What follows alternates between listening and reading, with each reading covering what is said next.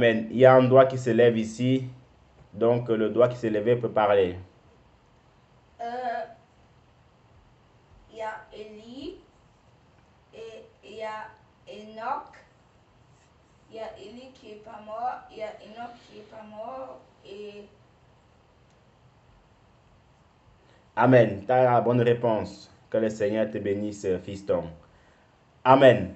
Donc, on nous signale aussi du côté de Yaoundé qu'il y a eu 2 personnes. Que le Seigneur vous bénisse abondamment. Et que son nom soit loué. Donc, bien évidemment, il y a ces 2 hommes-là qui n'ont pas connu la mort et qui sont montés au ciel. Vous voyez? Enoch, qui marchait avec Dieu, il plut à Dieu et le Seigneur l'a enlevé. On ne sait pas, on ne sait pas où il est parti, mais on sait que le Seigneur l'a enlevé. Donc, voici, mon frère, ma soeur, comment en fait les gens marchaient avec Dieu, ils ont plu à Dieu et le Seigneur les a enlevés. Nous nous souvenons de l'histoire du prophète Élie, quand il a été enlevé par un char de feu dans un tourbillon. Et son fils spirituel appelé Élisée a commencé à dire mon père, char d'Israël et sa cavalerie. Vous voyez? Donc, voilà des hommes qui ont plu à Dieu, qui ont marché avec, qui ont marché avec le Seigneur, et le Seigneur les a enlevés. Alors que ce n'était pas encore l'enlèvement, mais le Seigneur, il y a eu un enlèvement, un pré-enlèvement, ou même un enlèvement dans l'Ancien Testament. Voilà ces hommes-là qui ont été enlevés parce qu'ils ont plu au Seigneur. Mon frère, ma soeur, aujourd'hui, la question que je te poser, c'est que est-ce que tu penses que le Seigneur peut aussi t'enlever de manière, comment dirais-je, en prenant de l'avance de nos jours? Vous voyez? Pourtant, le Seigneur pouvait encore le garder que non. Bon, Enoch, tu marches avec moi, c'est bien. Rares sont les gens qui marchent avec moi sur terre. Je te laisse encore un peu. Non. Le Seigneur l'a enlevé. C'est merveilleux de ne pas connaître la mort. Parce que, frère, quand on lit un tout petit peu, une fois de plus, le livre de Hébreu chapitre 1, là-bas, Hébreu chapitre 1, quand on parle de la foi 11, pardon, quand on voit comment on a décapité, on a scié, on a tué, on a égorgé, on a crucifié les hommes de Dieu dans la Bible, on peut se dire, Dieu merci, hein, parce que je n'ai pas connu la mort, parce que je n'ai pas connu ce martyr-là. Nous continuons. Nous avons un autre qui était l'homme selon le cœur du Seigneur, le roi David. Nous avons lu, nous venons de lire en fait par la grâce de Dieu son histoire. David était un homme de guerre. David était un roi d'Israël. David était quelqu'un qui marchait avec le Seigneur, mais ce qu'on retient vraiment de son histoire, c'est ce combat du siècle, puis sa cavalerie avec Saül. Saül, tout ce qu'il voulait, c'était la mort de David. Voilà, c'était son principal objectif. Saül va pourchasser David. Mais qu'est-ce qui s'est passé? La Bible nous raconte que plusieurs fois, David a eu l'occasion de terminer avec Saül. David a eu plusieurs fois l'occasion d'en finir avec lui. Mais il a dit non, je ne toucherai pas à loin du Seigneur. Et c'est pour cela il a aussi écrit, c'est même lui en fait qui a écrit que ne touchez pas à mes oins et ne faites point de mal à mes prophètes. Ce qui veut dire quoi? Ce qui veut dire que mon frère, ma soeur, il faut comprendre que quelqu'un qui sert véritablement le Seigneur, bon, de nos jours, hein, parce que quand on voit un tout petit peu l'histoire de Saül, on ne peut pas dire qu'il servait vraiment le Seigneur, mais on va expliquer un tout petit peu cette histoire après.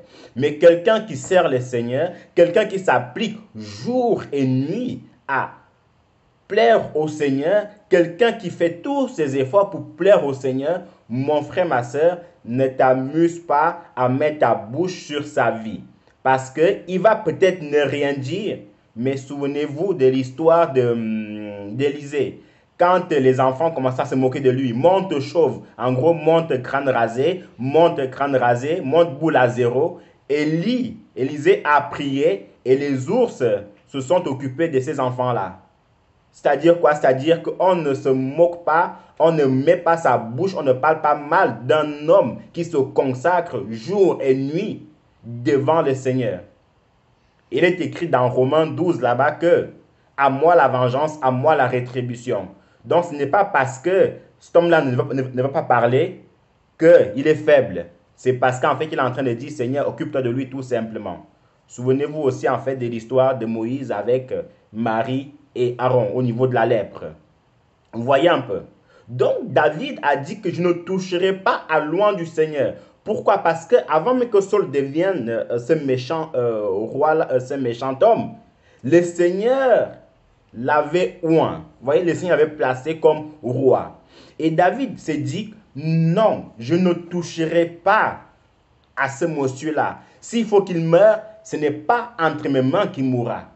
Ce n'est pas entre mes mains qu'il mourra, au point où le serviteur de David lui avait dit que mon Seigneur, mais voici l'épée, fini. Il y a même son général qui dort avec lui, mais voici l'épée, qu'est-ce que t'attends? Qu'est-ce que t'attends? Fini. Et puis la cavalerie sera arrêtée, et puis tout le monde sera content.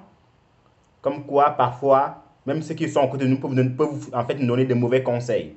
Ça peut paraître un bon conseil pour David, pour ce serviteur-là, que c'est vrai, hein, c'est vrai que quelqu'un qui vous pourchasse, si vous avez l'occasion de le tuer, bah, vous pouvez le tuer.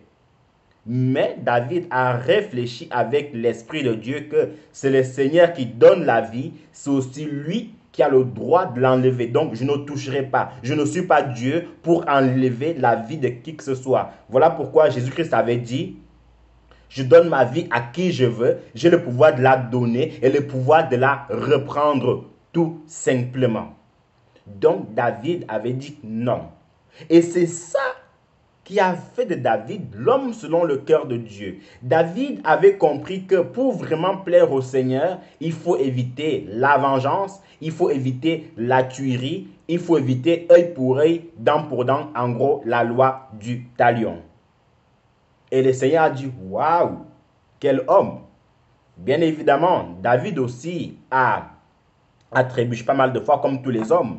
Mais ce qu'on retient ici, c'est que cet homme-là, ce roi-là, a eu plusieurs fois l'occasion d'en finir avec son ennemi.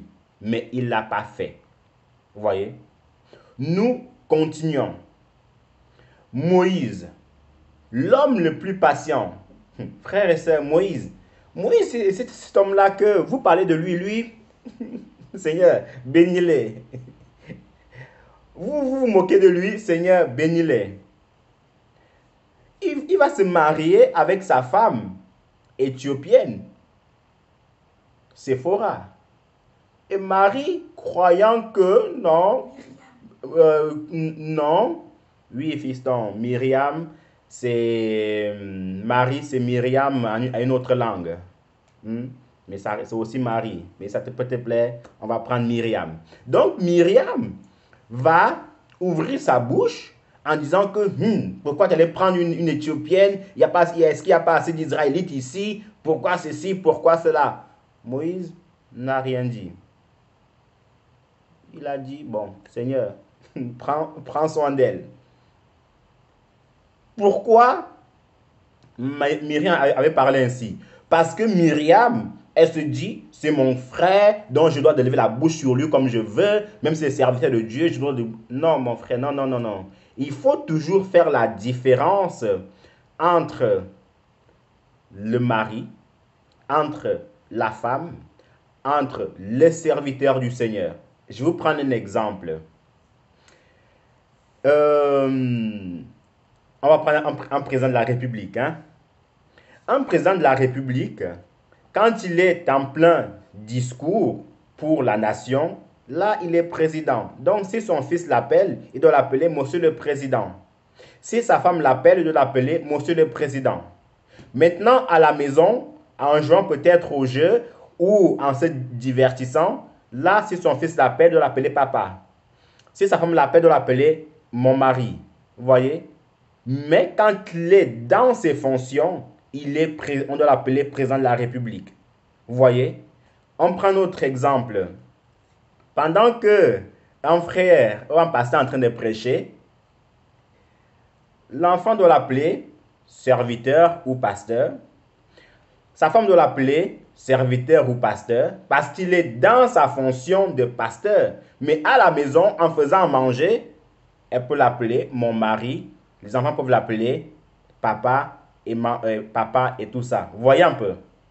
Donc, c'est ce que Myriam n'avait pas compris, que si Moïse a pris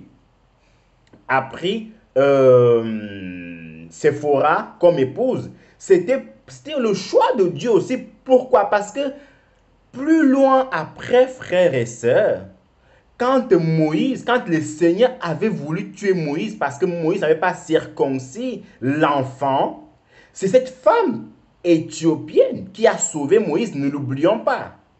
C'est cette femme-là qui a pris une pierre et a circoncis tout de suite l'enfant, et Moïse, sa vie a été sauvée. Et elle a dit, voici l'alliance qui nous lie. Donc, pour Myriam, elle pensait que Moïse avait mal fait en épousant une Éthiopienne, peut-être, et s'attendant en fait à une Israélite, comme beaucoup le faisaient, ce qui n'était pas mal non plus. Mais voici une Éthiopienne qui va venir sauver la vie du grand serviteur Moïse, qui avait manqué au commandement du Seigneur, puisqu'il était interdit, ou il était permis de circoncire l'enfant au bout de... Il ne fallait pas qu'il dépasse 8 jours après la naissance de l'enfant, mais Moïse l'avait oublié. Donc, voici, mes sœurs, une servante qui a sauvé la vie de son mari. Et que le Seigneur bénisse toutes les sœurs connectées et toutes les sœurs du monde entier. Vous voyez un peu. Donc, Moïse ici, toujours dans sa patience, Coré, Dathan, Abiram vont se lever, ils vont dire à Moïse, Moïse, tu crois quoi? Que c'est seulement par toi que le Seigneur parle? Non, non, non, non, non, non, non. Le Seigneur parle aussi au travers de nous. Pourquoi ils avaient dit ça? Peut-être parce que la Bible nous dit, en fait, c'était en général des gens qui venaient de la tribu des Lévites.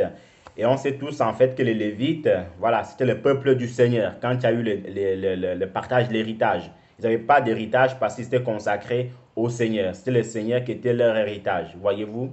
Donc, ils se sont dit, bon, nous, d'ailleurs, Moïse aussi était lévite, hein. Moïse était aussi lévite, d'où son frère Aaron était sacrificateur et personne ne devait être sacrificateur si ce n'était que les lévites.